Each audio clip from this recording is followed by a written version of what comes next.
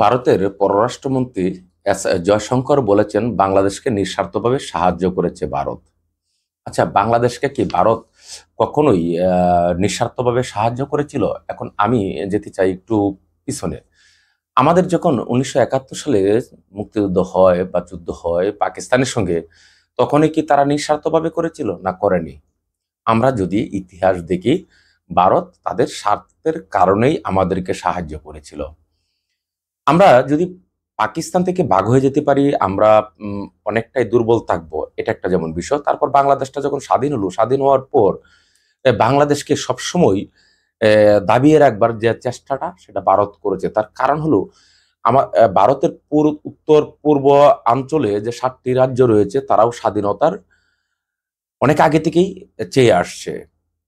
আমরা যদি অর্থনৈতিকভাবে স্বাবলম্বী হয়ে উঠি, তাহলে ভারতের একটি বড় মাথা ব্যথার কারণ আমরা দেখেছি। এছাড়া যদি দেখি, বিগত প্রায় 16 বছরে শেখ হাসিনার পক্ষে একেবারে নগ্নভাবে এক ধরনের সমর্থন তারা দিয়ে গেছে, যে সমর্থন বাংলাদেশের গণতন্ত্রকে ধ্বংস করে দিয়েছে। এবং এই সমর্থনের কারণে বাংলাদেশে জনগণের ভোটে নির্বাচন হয়নি বা শেখ হাসিনা করেনি। তারপরও ভারত বলছে যে বাংলাদেশকে নিঃস্বার্থভাবে সাহায্য করেছে ভারত।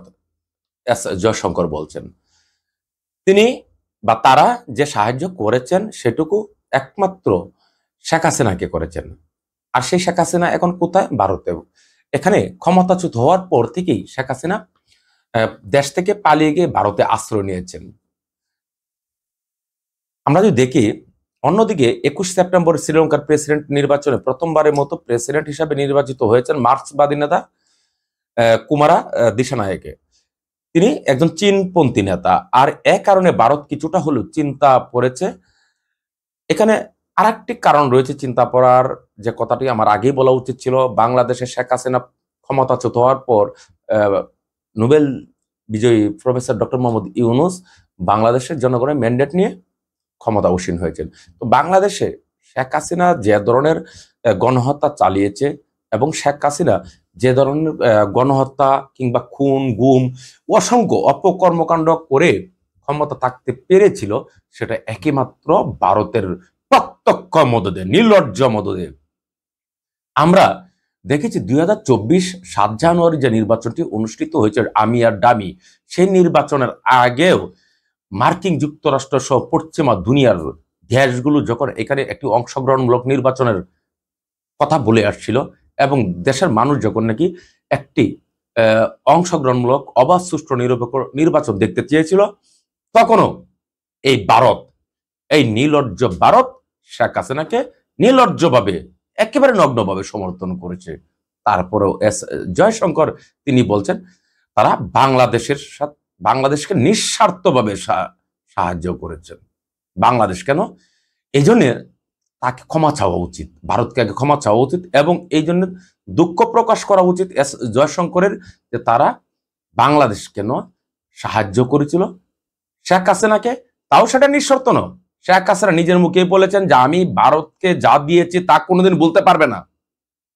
ভারত বাংলাদেশ থেকে যে ধরনের সুবিধা নিয়েছে শেখ হাসিনাকে দিয়ে, এটা অন্তত অন্য কোন সরকার যদি বাংলাদেশে থাকতো বা অতীতে ছিল, কখনো নিতে পারেনি। আমরা জানি। আমি একটু দেখার চেষ্টা করি সেখানে কি বলেছেন। তিনি বলেছেন একটি অনুষ্ঠানে এমনটাই দাবি করেছেন জয়শঙ্কর। তিনি মনে করেন ঢাকার সঙ্গে দিল্লির সম্পর্ক ইতিবাচক এবং গঠনমূলক দ্বারা অব্যাহত থাকবে। মঙ্গলবার এশিয়া সোসাইটি এবং এশিয়া সোসাইটি পলিসি ইনস্টিটিউট আয়োজিত ভারত এশিয়া এবং বিশ্ব শীর্ষক এক অনুষ্ঠানে এসব কথা বলেছেন ভারতের পররাষ্ট্রমন্ত্রী। অনুষ্ঠানে তিনি বলেছেন ভারতের প্রতিবেশী হিসাবে বাংলাদেশ ও শ্রীলঙ্কার সাথে আমাদের সম্পর্ক ইতিবাচক এবং গঠনমূলক দ্বারা অব্যাহত থাকবে। এই খবর দিয়েছে দ্য টেলিগ্রাফ অনলাইন। জয়শঙ্কর বলেছেন বিষয়টি এমন নয় যে ভারত প্রতিবেশীর রাজনৈতিক পদক্ষেপ নিয়ন্ত্রণ করতে চাইছে।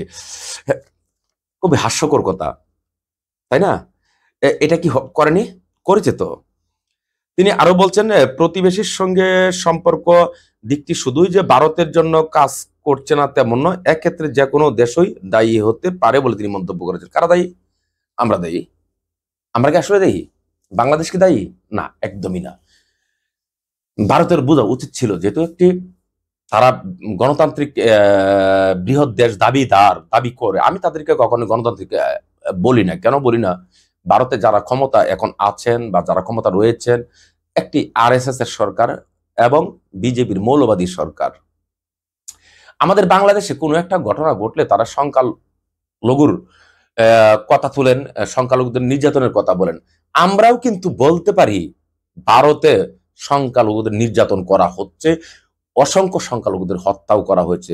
কুরবানির গরু মাংসের কারণে পর্যন্ত তারা কুরবানি দেওয়ার কারণে মুসলমানদেরকে পিটিয়ে হত্যা করেছে। নামাজরত অবস্থা সেখানে মুসলমানদেরকে পিটানো হয়েছে। এবং শুধু খালি মুসলমান, দলিত সম্প্রদায়, খ্রিস্টান সম্প্রদায়, সেখানে সংখ্যালঘু যারা আছেন সবার উপরে নিপীড়ন নির্যাতন হয়।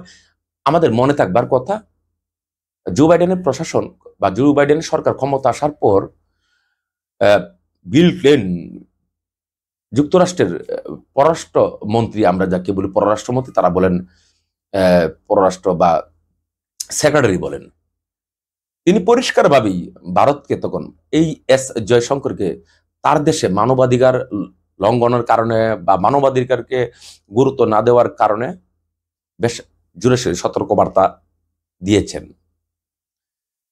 এখন আমরা যদি দেখি সম্প্রতি, অর্থাৎ আমাদের এই বাংলাদেশে সেই ফেসিবাদী বা মাফিয়া কিংবা খুনি গণহত্যাকারী শেখ হাসিনা ক্ষমতাচ্যুত হয়ে ভারতে পালিয়ে যাওয়ার পর আমরা দেখলাম আমাদের দেশে কি করেছে, পানি দিয়ে আমাদেরকে বন্যা ডুবিয়ে মারছে। এবং এ নিয়ে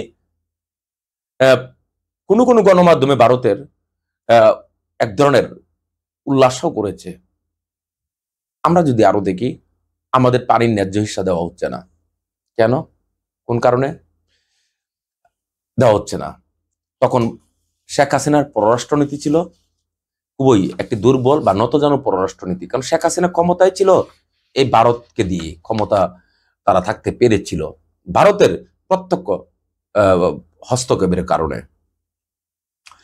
তারপরও নিঃস্বার্থভাবে কিভাবে সাহায্য করেছে? এই যে বাংলাদেশে ভারত বিরোধী একটি ক্যাম্পেইন গত আমিডামি নির্বাচনের পর গড়ে উঠেছে। এটা কেন গড়ে উঠেছে? আপনি যদি দেখেন বাংলাদেশে বর্তমানে যেসব ভারতের পণ্য বয়কট, এটা এখনো কিন্তু অব্যাহত রয়েছে। বাংলাদেশের বাজার কিন্তু অনেকটাই তারা হারিয়েছে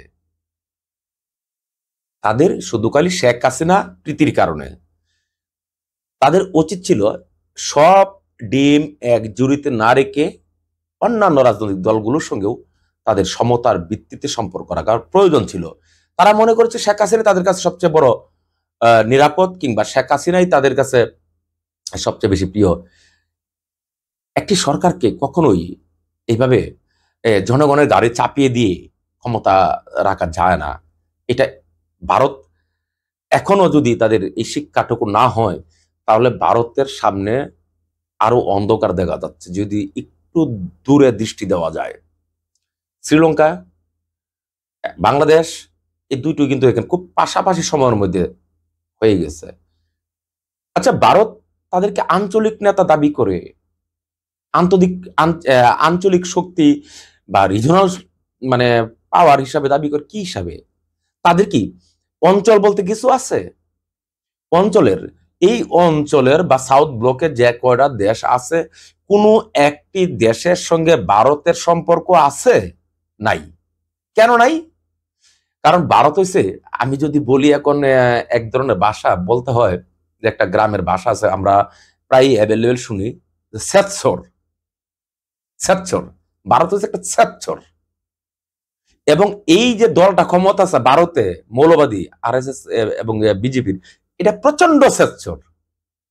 এইদের স্বেচ্ছামির কারণে আসলে এদের কোনো কার্যত কোনো প্রতিবেশী নেই। দেখুন পাকিস্তানে কি হচ্ছে। পাকিস্তানের সীমান্তে যদি সেখানে একটা গুলি করা হয়, তারা 5টা গুলি করে। নেপাল, ভুটান, শ্রীলঙ্কা, মালদ্বীপ, এদের কার সাথে, বাংলাদেশ সহ কার সাথে সম্পর্ক রয়েছে? কারোর সাথে নেই। থাকার কথাও না, থাকবার কথা না, কখনো থাকবে না।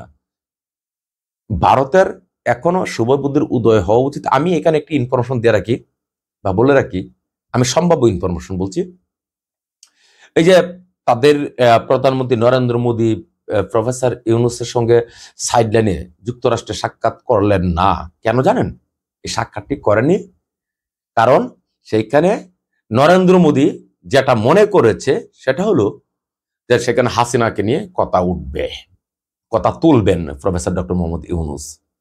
হাসিনার কূটনৈতিক পাসপোর্ট বাংলাদেশ সরকার বাতিল করে দিয়েছে, তিনি সেখানে আছেন, তার সময় সম্ভবত ফুরিয়ে গেছে, 1.5 মাস থাকা যায়। এখন তাকে নিয়ে কোনো কথা উঠতে পারে, আমাদের সরকার প্রধান প্রফেসর ডক্টর মোহাম্মদ ইউনূস কোনো কথা তুলতে পারেন, এই জন্যই মূলত সেখানে প্রফেসর ইউনূসের সঙ্গে নরেন্দ্র মোদী সাইডলাইনে আলোচনা করতে রাজি হননি। আমি ভিতরের তত্ত্বটা আমি আপনাদের সামনে জানিয়ে দিলাম। ধন্যবাদ, সবাই ভালো থাকবেন।